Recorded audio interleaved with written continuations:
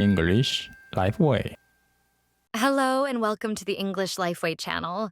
Today we're going to talk about what's most important thing of life. And I have David here as always. Welcome, David. How are you? How's it going, Swift? I'm doing very well. Recently, I'm reflecting on the importance of the time we talked about last week, and I'm focusing on every moment of my time to cherish it. So I'm really looking forward to today's conversation. What's the topic today? Today's topic is simple and difficult. It's one thing that successful people all know. If we can enjoy it, we can definitely be successful people. Today's topic is balance. At some point, work-life balance became a hot topic for individuals and society. And work-life balance has become a very important criterion for choosing a job. It means that balancing work and leisure has become an important value of our life. No matter how high I am paid, I'll not be able to be there if I have to work over the weekend. I just want to work and rest well. For me, a balanced life is very important. If I lose my balance, I'm going to mess up. That's right. We consciously and unconsciously try to keep our balance in everything. I think life is a repetition of maintaining balance and then breaking it. As a baby, we had to lie down to balance our body. But after a year, we learned to stand up and keep our balance on both feet. And when we become an elementary school student, whether we're kicking a ball, jumping rope, or hanging onto a bar, our achievement will depend on how well we balance our body. It's hard to recognize because it's just like that.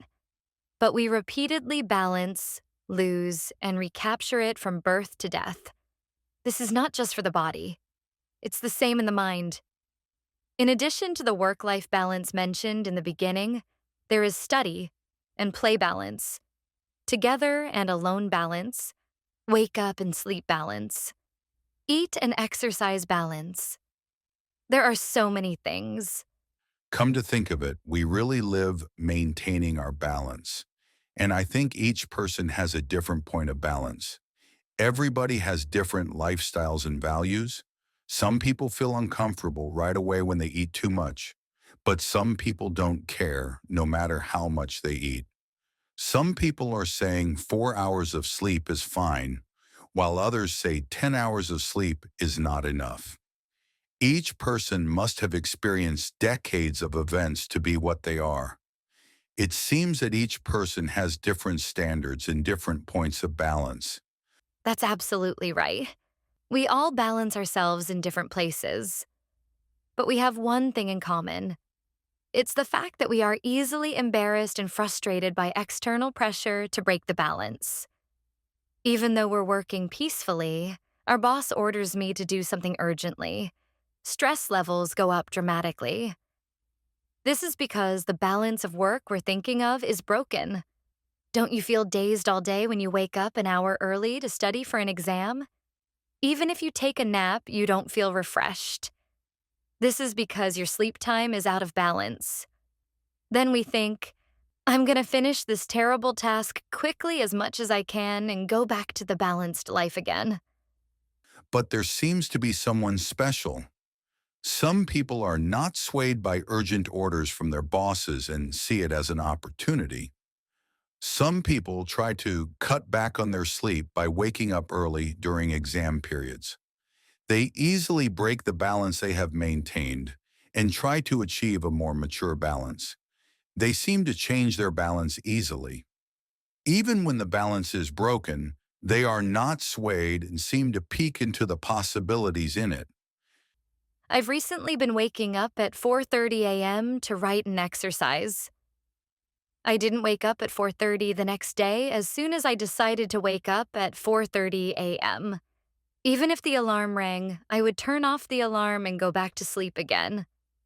Even though I went to bed early to wake up early, I couldn't wake up at 4:30 a.m. And even if I went to bed late, I woke up at 7 a.m. It was so hard to break the balance of wake-up time that was imprinted deep in my body. However, as I tried and tried every single day, little by little changes began. Now waking up at 4:30 a.m. has become a new balance. Whatever time I fall asleep, I can wake up around 4:30 a.m. It's so amazing that balance is. Now that I hear it, I think successful person is someone who enjoys breaking the balance. It seems like people who break down stereotypes easily and find new balances are succeeding. They are not anxious about breaking the balance.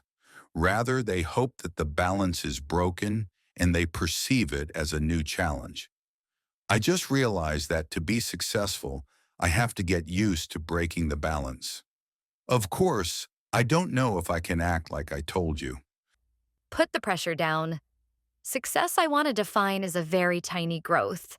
Getting up 5 minutes earlier than yesterday, writing for 5 minutes, exercising for 5 minutes. It's always small change that cracks the balance of your life and pushes you to a new balance. Don't think too much of breaking the balance. Imagine and scale with an object of the same weight on it. Both arms of the scale are drawing a horizontal line.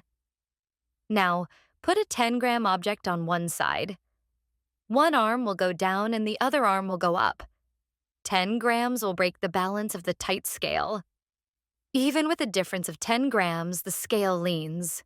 But we're strongly resisting even tiny changes. I've heard that the brain has an instinct to stay the way it is. It's our brain and what we are. We hate change terribly. Our balance wobbles even with 10 grams of change. Do you have any advice for anyone who wants to break the balance? Don't worry. We have been always out of balance from when we were born. Don't forget this. You are someone who can break the balance. You just don't know how to do. To break the balance and move on to a next level of balance, we have to start with a minute 1 gram change. Setting huge goals and taps and changes overnight is like putting a 1 kilogram, 10 kilograms object on one arm right away. I'm going to read a book in a week. I'm going to master English in a month. I'm going to lose 10 kilograms in 3 months. Don't do that. And let's think like this. I'm going to read a book for 5 minutes a day. I'm going to memorize just 1 sentence a day. I'm going to eat 1 less bite tonight. In fact, it's really hard for us to break the balance of decades even in such a small thing. Because it's difficult to change the hour balance, you've got to make a plan that doesn't seem like a big deal. And you've got to be happy with the small accomplishments. If we can break even a little of the many balances that permeate our body and mind, it would be successful. Just as tiny crack on a window has shattered it over time, the first thing we need to do is make crack the balance guy. But if there isn't any crack, let's not be frustrated. You're a 1% or 0.1% activist just for starting something. If you've been jealous of someone's success and you feel like you want to be just like them, then it's your time now. Let's get started the game they're enjoying called Break the Balance. Thank you for listening again today. Thank you very much.